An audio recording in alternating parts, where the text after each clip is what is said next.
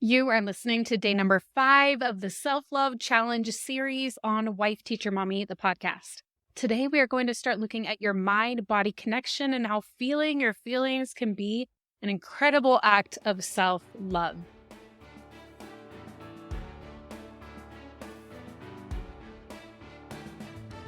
Welcome to the Self-Love Challenge series on Wife, Teacher, Mommy, the podcast. I'm your host, Kelsey Sorensen, a former teacher, current homeschool mom, and a certified life coach. Whether you teach in a traditional classroom or from your kitchen table, I'm here to help you not only survive, but thrive as an educator. Let's go on a self-love journey over these next 14 days so you can pour some of that same love you give to your kids, your families, your communities, to somebody who deserves it just as much, yourself. To get started with the free self-love challenge, I recommend starting from the first episode and listening through each day. But to get the full challenge experience, go to wifeteachermommy.com/self-love-challenge to register for free to get the scorecard to track your progress, a daily email with the link to your audio coaching lesson, and your journal prompt. It is free, and registering will get you more support with the challenge. Now let's get to today's coaching lesson.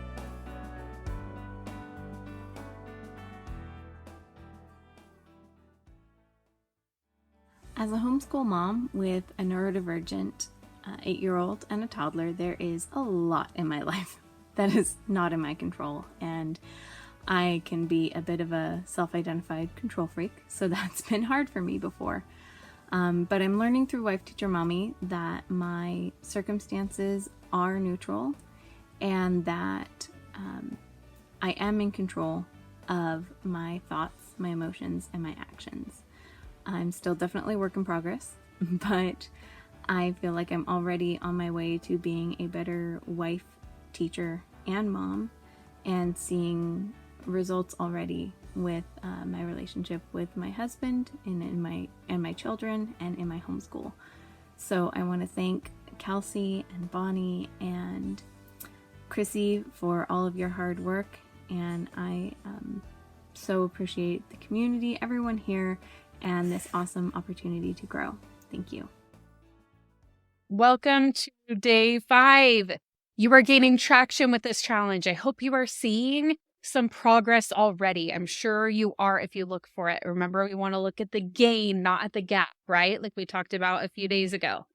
Okay, so today we're talking about the mind-body connection and specifically the body part. We spend so much time in our heads, which are often filled with negative self-talk, as we've been talking about, and not enough about our bodies and our feelings. And since we're talking about self-love in this challenge, we need to make sure that we understand what we are feeling and what our body is telling us so we can show ourselves that love. So far in this challenge, we've talked a lot about our thoughts and the feelings that they create, and thought work is incredible, as we've seen from the extensive research in this challenge so far. It simply works. It is very powerful. And the 5-step framework of the self-coaching model, where our thoughts drive our feelings, create our actions, create our results, is one of my favorite tools to use as a coach. However, it is not the only thing you're going to want to look at in your arsenal. That's why I have my full framework of observing yourself, choosing your direction, and aligning yourself, because the body work fits into that as well. We are observing not only our thoughts, but also our feelings.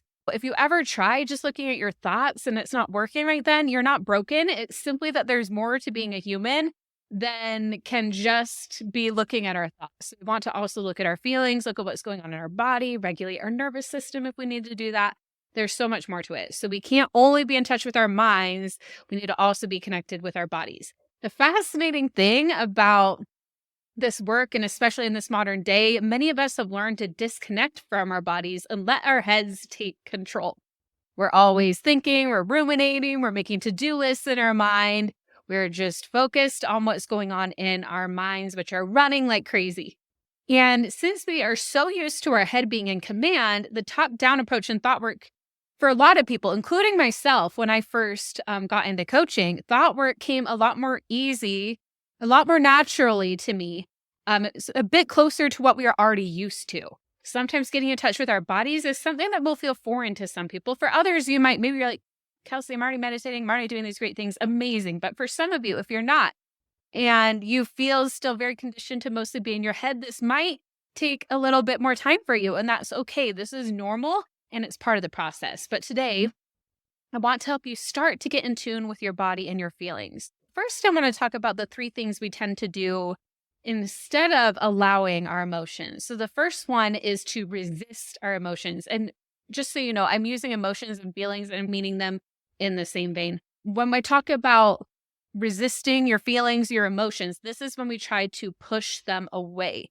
Is we're trying to hold a door shut to our emotions instead of letting it in. Some people call this like bottling it up.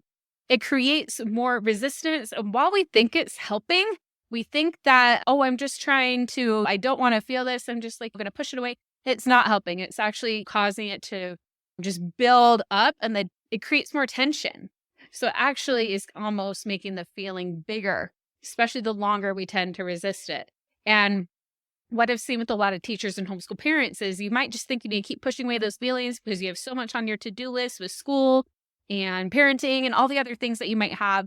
You're just trying to keep it all together. And you think this is going to help you keeping it all together is just avoiding feeling your emotions. And it's not true, but that's what we're trying to do with this.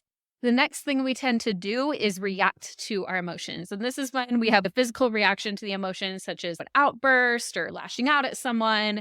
This often happens when we resist emotions for an extended period of time and then it comes out, right? And the way we know we are reacting is that others can tell we're doing it. They can see us doing it.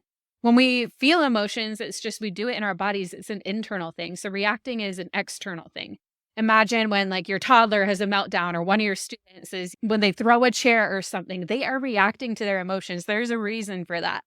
And we do this in different grown-up ways as well. It might look different than it does for a toddler or for an outburst a child has in a class, but we do it in our own ways.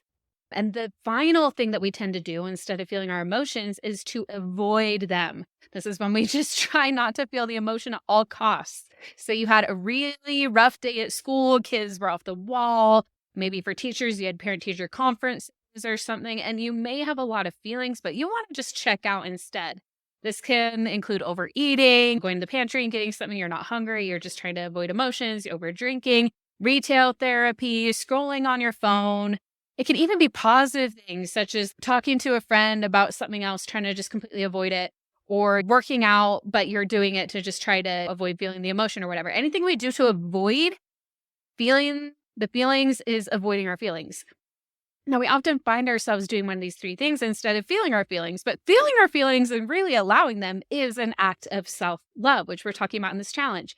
And feeling them is when we actually sit with our emotions for a period of time without judging them and without wishing they weren't there. We're not like trying to wish for something else. The feelings are there. They just are. So it's being mindful. It's like, oh, I am feeling this.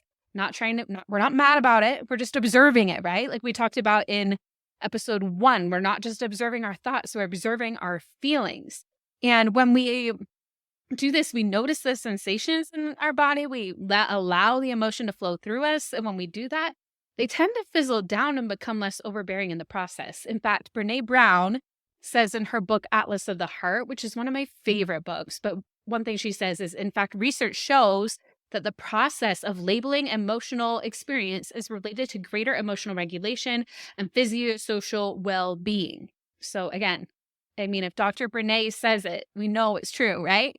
So here are some guided questions that can help you do a body scan, tap into your emotion, feel what it's like. So here are some guided questions that are going to help you connect with your body and see what is going on here for you. So you can do this right now with me. If you are able to, you can just kind of, depending if you're driving or something, you're not going to be able to tap in as much. You're not going to be able to close your eyes or anything. If you are like in a room by yourself, you can close your eyes and really do this. That would be amazing. But again, I'm going to just go over these questions. You can always hit play on this episode again anytime when you want to do this. So the first thing you want to do is notice that the feeling is there without any judgment or wishing it wasn't there. Okay, we're just noticing.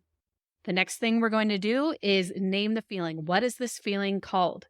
Is it overwhelm? Is it anxiety? Is it frustration? Is it anger? Is it sadness or disappointment?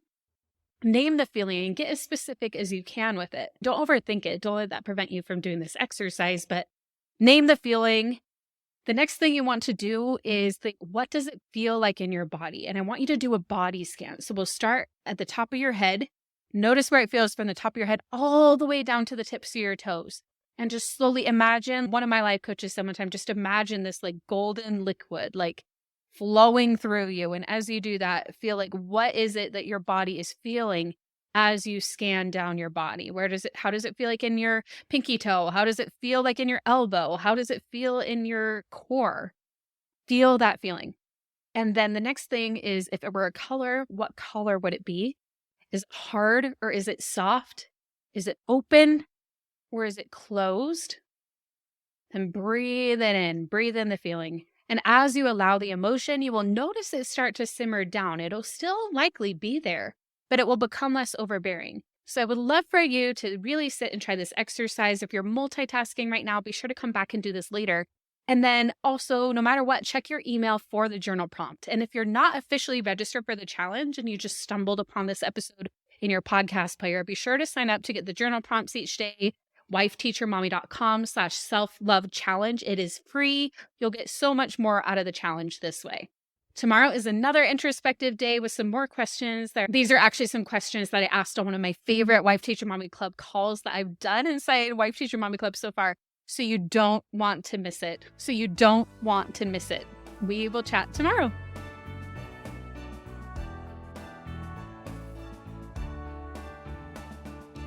Thank you for participating in our self-love challenge. For the complete challenge experience, make sure to go to wifeteachermommy.com/self-love challenge to get the scorecard and a daily email with each of the journal prompts for free.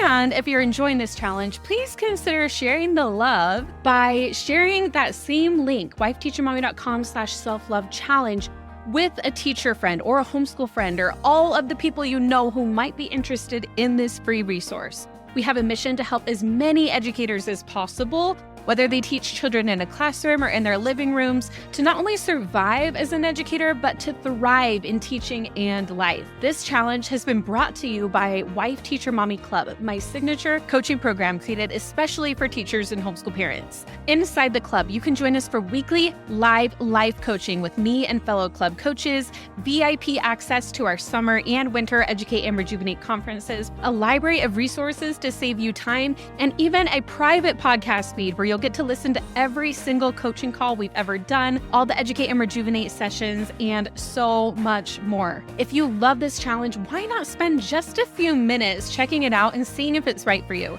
It may just be the ultimate gift of self-love that you could give yourself, because it'll help you take what you've learned in this challenge from the 2x level to the 10x level. So go to wifeteachermommy.com/club to learn more. I would love to see you there, but either way, I will keep seeing you right here on Wife Teacher Mommy, the podcast.